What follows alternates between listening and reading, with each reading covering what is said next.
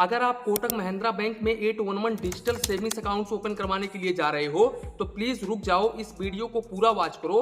उसके बाद में आप डिसाइड करिएगा कि मुझे कोटक महिंद्रा बैंक में अपना सेविंग्स अकाउंट्स ओपन करवाना है या फिर नहीं ओपन करवाना है। अब यहाँ पर बेसिकली बैंकों ने एक माइंड सेट करके रख दिया है लोगों का कि ये जीरो बैलेंस सेविंग्स अकाउंट है तो यहाँ पर कोई भी चार्जेस नहीं है, और इसी को देख करके लोग अपना सेविंग्स अकाउंट ओपन करवा लेते हैं।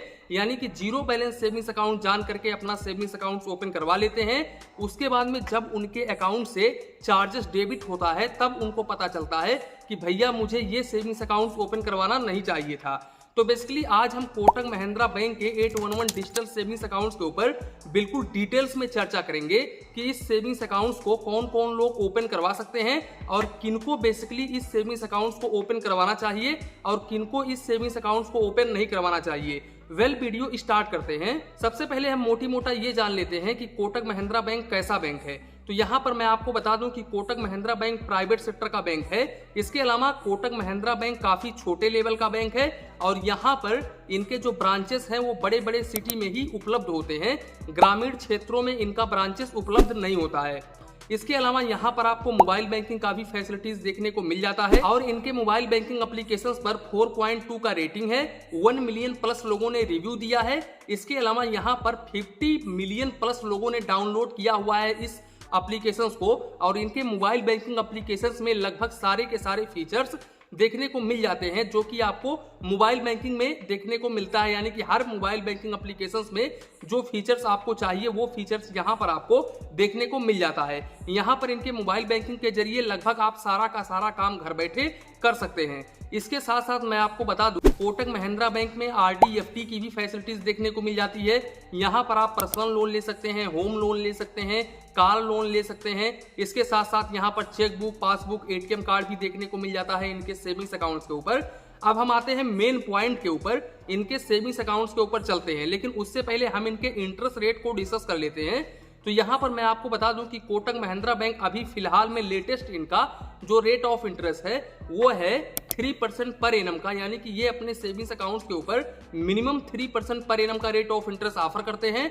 और अगर आपके सेविंग्स अकाउंट्स में 50 लाख रुपए से अधिक बैलेंस होता है तो यहाँ पर आपको Kotak Mahindra bank 4% per annum का रेट ऑफ इंटरेस्ट ऑफर करता है। इनका एक बहुत ही अच्छा एफडी स्कीम्स है। अगर आप इस एफडी स्कीम्स को ओपन करवाते हो तो ऐसे कंडीशंस में आपको 7.40% पर एनम का रेट ऑफ इंटरेस्ट देखने को मिलेगा और सीनियर सिटीजन को 7.90% पर एनम का रेट ऑफ इंटरेस्ट देखने को मिलेगा। और ये एफडी आपको 391 डेज से लेकर के 23 मंथ के बीच में आपको इस एफडी को ओपन करवाना है। अब हम आते हैं इनके सेविंग्स अकाउंट्स के ऊपर, जो कि इनका बहुत ही फेवरेट सेविंग्स अकाउंट्स है और ये बहुत ही फेमस सेविंग्स अकाउंट्स है जिसका नाम है 811 डिजिटल सेविंग्स अकाउंट्स। और ये फुल केवाईसी अकाउंट है जो मैं आपको बता रहा हूं, ये फुल केवाईसी अकाउंट है। अब यहाँ पर इस सेविंग्स अकाउंट्स को ओपन करवाने के लिए डॉक्यूमेंट्स में आपको आधार कार्ड, पैन कार्ड देना होगा। आधार कार्ड से मोबाइल नंबर लिंक होना चाहिए और आपके पास में एक फोन होना चाहिए। वीडियो केवाईसी के माध्यम से महज 5 मिनट के अंदर अंदर अपना सेविंग्स अकाउंट ओपन कर सकते हैं। यहाँ पर मिनिमम बैलेंस जीरो होता है। यहाँ पर इनका कॉन्सेप्ट देखो, यहाँ पर मिनिमम बैलेंस बिल्कुल जीरो है, तो इसी को लेकर के लोग अपना सेविंग्स अकाउंट ओपन करवाते हैं। अभी हम आगे डिस्कस करेंगे कि इनके कितना सर्विस चार्जेस है, यानी कि इनका कितना सर्विस चार्जेस है। अब उसके बाद में बात आता है एसएमएस अलर्ट चार्जेस। अब एसएमएस अलर्ट चार्जेस इन्होंने ऐसा तो नहीं लिख रखा है कि एसएमएस के ऊपर हम चार्जेस नहीं करेंगे। यहाँ पर ये भाई साहब करते हैं 50 पैसे पर एसएमएस चार्जेस और ये वीकली डेली काउंट होता है। दोस्तों यहाँ पर आप स्क्रीन पर देख सकते हैं, मैं ऐसे ही नहीं बता रहा हूँ। इसके अलावा ये लोग चेकबुक बिल्कुल भी इस अकाउंट्स के ऊपर ऑफर नहीं करते हैं। हालांकि अगर आप ब्रांच में जाते हो और रिक्वेस्ट करते हो चेकबुक के लिए तो ऐसे कंडीशंस में चेकबुक के ऊपर आपसे 3 रुपए प्लस जीएसटी पर पेज का चार्ज करते हैं। यहाँ पर देखो चेकबुक के ऊपर भी चार्ज है, इसके अलावा एसएमएस के ऊपर भी चार्ज है। यहाँ पर ये लोग वर्चुअल डेबिट कार्ड बिल्कुल फ्री ऑफ कॉस्ट ऑफर करते हैं, लेकिन यहाँ पर इनको बिल्कुल ये पता है कि जो भी customers 811 digital savings account open करवाएगा वो फिजिकल डेबिट कार्ड लेगा ही लेगा, क्योंकि उसको पैसे निकालने की जरूरत पड़ती है तो वो डेबिट कार्ड जरूर लेगा। तो इन्होंने फिजिकल डेबिट कार्ड के ऊपर जो चार्जेस लग कर रखा है वो रखा है 299 रुपए प्लस जीएसटी। यहाँ पर आप देखो 299 रुपए प्लस जीएसटी। अब यहाँ पर मेरे ये समझ में नहीं आ रहा है कि ये किस हिसाब से जीरो बैलेंस सेविंग्स अकाउंट्स है। इसके अलावा अगर हम कैश हैंडलिंग यानी कि कैश डिपॉजिट, कैश विड्रॉवल की बात करें तो इनके ब्रांच में अगर आप जाते हो कैश डिपॉजिट करने के लिए या फिर कैश विड्रॉवल करने के लिए, तो मंथली आपको ओनली 1 ट्रांजेक्शन ही दिया जाता है फ्री में। और यहाँ पर आप 10,000 रुपए ही, यानी कि 10,000 रुपए ही निकाल सकते हैं। चाहे तो आप 10,000 रुपए निकालो, चाहे तो आप 10,000 रुपए डिपॉजिट करो इनके ब्रांच के जरिए। और अगर आप इस लिमिट को क्रॉस करते हैं तो यहाँ पर ये लोग 4 पॉइंट यानी कि 4 रुपए 50 पैसे पर 1000 के हिसाब से चार्जेस करते हैं और मिनिमम 50 रुपए प्लस जीएसटी चार्जेस करते हैं। आप स्क्रीन पर देख सकते हैं, मैं आपको दिखा देता हूं। यहाँ पर मैं कोई भी चार्जेस ऐसे नहीं बता रहा हूं। इसके अलावा ऑनलाइन एनईएफटी, आरटीजीएस, आईएमपीएस बिल्कुल फ्री ऑफ कॉस्ट है यहाँ पर।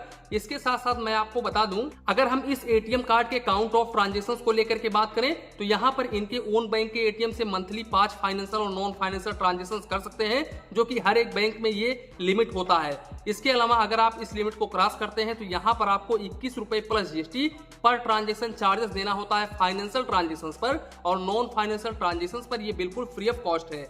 इसके साथ साथ मैं आपको बता दूं, दूसरे बैंक के एटीएम से आप मंथली 5 फाइनेंशियल और नॉन फाइनेंशियल ट्रांजेक्शंस कर सकते हैं। मेट्रो सिटी से 3 फाइनेंशियल और नॉन फाइनेंशियल ट्रांजेक्शंस बिल्कुल फ्री में कर सकते हैं मंथली। अगर आप इस लिमिट को क्रॉस करते हैं तो ऐसे कंडीशंस में फाइनेंशियल ट्रांजेक्शंस पर आपको 21 रुपए प्लस जीएसटी और नॉन फाइनेंशियल ट्रांजेक्शंस पर आपको 8 रुपए 50 पैसे plus GST per transaction charges देना पड़ता है। अब यहाँ पर आप लोगों ने देखा कि इनका कितना सर्विस चार्जेस है। सबसे पहली बात ये बोल रहे हैं भाई साहब हम zero balance savings account offer करेंगे। मैं तो यहाँ पर आपको सजेस्ट करूंगा कि इससे अच्छा है जनधन सेविंग्स अकाउंट। हालांकि वो अलग बात है कि अगर आप कोटक महिंद्रा बैंक में अपना सेविंग्स अकाउंट ओपन करवाते हैं तो यहाँ पर इनके कर्मचारियों के व्यवहार की अगर हम बात करें तो इनके कर्मचारी कस्टमर्स के साथ में बहुत ही अच्छा बिहेव करते हैं। अगर आपका कोई काम है, कोई भी काम करवाने के लिए जा रहे हो ब्रांच में, तो ब्रांच में आपके साथ में बहुत ही अच्छा बिहेव किया जाता है। यहाँ पर आप कोई भी काम 5 मिनट के अंदर अंदर करवा सकते हैं।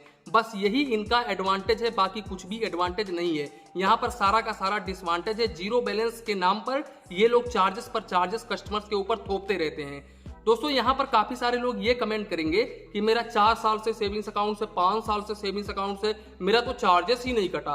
तो यहाँ पर मैं आपको बता दूं, ये जो सेविंग्स अकाउंट्स है ना, ये स्मार्ट पीपुल के लिए है। अब यहाँ पर बोलोगे ये स्मार्ट लोग कौन से हैं, तो मैं बता दूं कि जो लोग अब बैंकिंग सेक्टर में थोड़ा ज्यादा नॉलेज रखते हैं, जिनको पता है कि ये चार्जेस हमको देना पड़ेगा, वो उसी हिसाब से उस अकाउंट्स को हैंडल करते हैं, जिसके कारण उनका एक भी चार्जेस डेबिट नहीं होता है। लेकिन जो आम आदमी है, जिनको नहीं पता है, वो अपना सेविंग्स अकाउंट ओपन करवा लेते हैं और यूपीआई, गूगल पे, फोन पे मल्टीपल ट्रांजेक्शंस करते रहते हैं और फिजिकल डेबिट कार्ड यहाँ पर अप्लाई कर देते हैं, मंगवा लेते हैं। उसके बाद में उनका चार्जेस पर चार्जेस डेबिट होता रहता है। और काफी सारे लोगों का ऐसा भी होता है कि ये अकाउंट डेबिट फ्रीज हो जाता है। उसके बाद में वो लोग फोन पर कॉल करेंगे, भैया सर मेरा अकाउंट डेबिट फ्रीज हो गया है, और ये लोग कुछ भी सुनवाई नहीं करते हैं। उसके लिए आपको ब्रांच में जाना पड़ता है।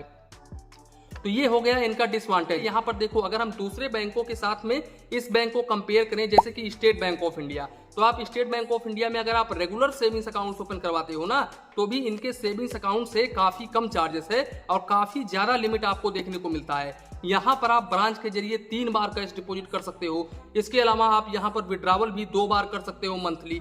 जबकि ये भाई साहब बोल रहे हैं कि एक ही बार आप कैश डिपॉजिट करो या फिर कैश विड्रावल करो, आप एक ही बार कर सकते हो। हालांकि स्टेट बैंक ऑफ इंडिया का इंटरेस्ट रेट थोड़ा कम है, ये मैं मानता हूं इस चीज को। इसके साथ साथ मैं आपको बता दूं, स्टेट बैंक ऑफ इंडिया में आप कोई भी सेविंग्स अकाउंट ओपन करवाते हो तो यहाँ पर मिनिमम बैलेंस रिक्वायरमेंट बिल्कुल 0 है। तो यहाँ पर हम स्टेट बैंक ऑफ इंडिया, अगर हम इनके कंपेयर में देखें तो स्टेट बैंक ऑफ इंडिया मुझे काफी शानदार लगता है। हालांकि ये मैं मानता हूं कि स्टेट बैंक ऑफ इंडिया के जो कर्मचारी हैं वो लगभग 70 से 75% कर्मचारी थोड़ा सा लापरवाही करते हैं। लेकिन वो लोग भी क्या करें, जब स्टेट बैंक ऑफ इंडिया के कस्टमर्स ही इतने हैं, मैं कभी भी जाता हूं ब्रांच में तो वहां पर देखता हूं लाइन लगी रहती है और वहां पर कर्मचारी महज 4, 5, 6 बस इतने ही होते हैं, उससे ज्यादा नहीं होते हैं, और भीड़ की भीड़ लगी रहती है। अब वो किनका बात सुने किनका बात ना सुने, मैं यहाँ पर किसी को सपोर्ट नहीं कर रहा हूँ, इस चीज को मैं लेकर के बिल्कुल भी नहीं चल रहा हूँ। जो रियलिटी है, सच्चाई है, जो मैंने देखा है वो मैं आपको बता रहा हूँ। लेकिन यहाँ पर कर्मचारियों के व्यवहार को लेकर के बात करें तो गवर्नमेंट के कर्मचारी कैसे होते हैं वो तो आप लोगों को पता ही है। तो यहाँ पर एक disadvantage state bank of India का ये बन जाता है। बाकी state bank of India Kotak Mahindra bank के जीरो बैलेंस सेविंग्स अकाउंट से कहीं ज्यादा बेहतर है। इसके साथ साथ आप HDFC में ओपन करवा सकते हो, ICICI में ओपन करवा सकते हो। यहाँ पर आपको ज्यादा लिमिट देखने को मिलता है। इसके अलावा ब्रांचेस भी काफी नजदीक देखने को मिलता है। अब यहाँ पर आप मेरी ओपिनियन मांगोगे कि मुझे कोटक महिंद्रा बैंक में अपना सेविंग्स अकाउंट ओपन करवाना चाहिए या फिर नहीं ओपन करवाना चाहिए। तो मैं यहाँ पर आपको सजेस्ट करूंगा कि आप अगर स्मार्ट हो, अगर आप बैंकिंग के बारे में जानकारी रखते हो, तो यहाँ पर मैं आपको रिकमेंड करूंगा कि आप इस सेविंग्स अकाउंट्स को चूज कर सकते हो। अदरवाइज अगर आप आम पब्लिक हो और सेविंग्स अकाउंट्स के बारे में इतना नॉलेज नहीं है, आप ओनली नॉर्मली यूज करने के लिए इस अकाउंट्स को ओपन करवा रहे हो, तो मैं यहाँ पर इस अकाउंट्स को बिल्कुल भी सजेस्ट नहीं करूंगा। इससे अच्छा है कि अगर आप प्राइवेट सेक्टर में ही जाना चाहते हो तो यहाँ पर आप IDFC फर्स्ट बैंक में अपना सेविंग्स अकाउंट ओपन करवा सकते हैं। यहाँ पर भले ही आपको मंथली एवरेज बैलेंस 10,000 रुपए देना पड़ता है, लेकिन यहाँ पर बाकी सारा का सारा चार्जेस इनका फ्री ऑफ कॉस्ट है। इस पर मैंने एक डिटेल्स में वीडियो भी बनाई हुई है जिसका लिंक आपको डिस्क्रिप्शन बॉक्स में मिल जाएगा। तो कुल मिलाकर के यही था वीडियो। इसी के साथ में वीडियो समाप्त करते हैं। वीडियो पसंद आया हो तो प्लीज वीडियो को एक लाइक करिए और अपने चैनल फाइनेंस बैंकिंग को सब्सक्राइब करिए। मन में कुछ डाउट हो, कंफ्यूजन हो तो प्लीज कमेंट करिए। धन्यवाद, मिलते हैं नेक्स्ट वीडियो में।